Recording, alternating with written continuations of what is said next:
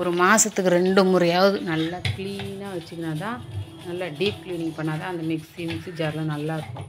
வெறும் சோப்பு தொட்டு ஃபஸ்ட்டு லேசாக ப்ரஷ்ஷில் வந்து தேய்ச்சி விட்டுடுங்க. அதுக்கப்புறமா இட்லி சோடா மாவு, அதுக்கப்புறமா வினிகர்,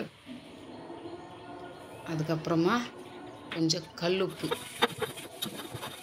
இது 3த்தையும் போட்டு நல்லா அந்த கலக்கி 3 தொட்டு தொட்டு தொட்டு நல்லா தேய்ச்சிக்கிட்டே வாங்க.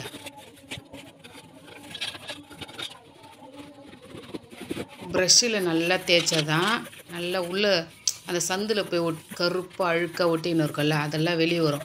நம்ம டெய்லியும் வாஷ் பண்ணும்போது அப்படியே சும்மா அப்படியே ப்ரஷ்ஷை தொட்டு இந்த நார் தொட்டு தேய்ச்சிடுவோமா, அது வந்து க்ளீனாக இருக்கவே இருக்காது. ஒரு லேசாக தான் க்ளீன் ஆகும். ஆனால் டீப் க்ளீன் பண்ணவே முடியாது.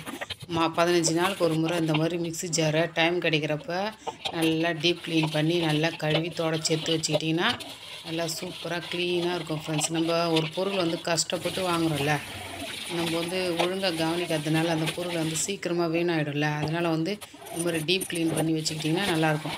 மிக்ஸியும் நல்லா வந்து இந்த இடுக்குலாம் சந்துலலாம் இருக்குல்ல, அதெல்லாம் வந்து லேசாக அந்த சோப்பு தண்ணியை தொட்டு நல்லா ப்ரஷ்ஷில் போட்டு நல்லா அதை தொடச்சிட்டிங்கன்னு வச்சுங்களேன், நல்லா க்ளீனாக அழுக்காக கருப்பு கருப்பாக ஒட்டினுறதெல்லாம் வந்துடும்.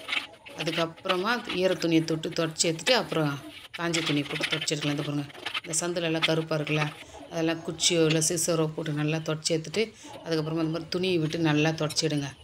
அதுக்கப்புறமா காஞ்ச துணியை போட்டு அதை ஈரத்தை நல்லா எடுத்துட்டிங்கன்னா மிக்ஸி நல்லா க்ளீனாக இருக்கும்.